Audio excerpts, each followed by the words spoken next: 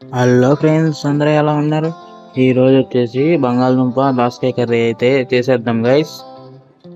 అల్లము చిన్నులపై ఏ విధంగా పేస్ట్ చేసుకొని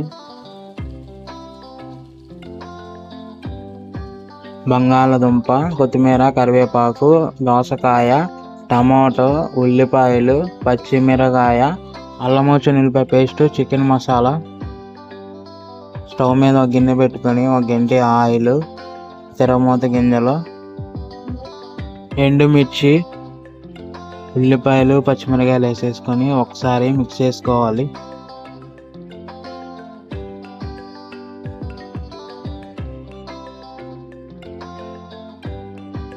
అల్లము వెల్లుల్లిపాయ పేస్ట్ వేసేసుకొని ఒకసారి మళ్ళీ మిక్స్ చేసుకోవాలి.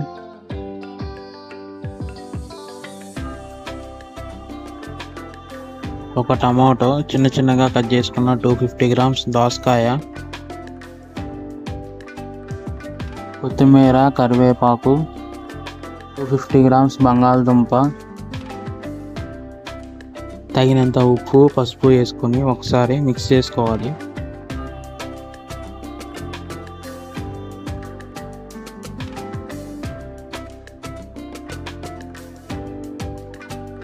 ఈ విధంగా మిక్స్ చేసుకున్న తర్వాత కావాల్సినంత కారం వేసి మళ్ళీ ఒకసారి మిక్స్ చేసుకోవాలి.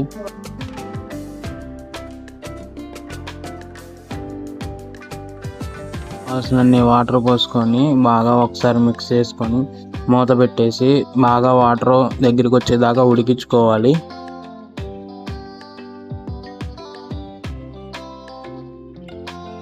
విధంగా ఉడికిన తర్వాత చికెన్ మసాలా వేసుకొని ఒకసారి మిక్స్ చేసుకోవాలి.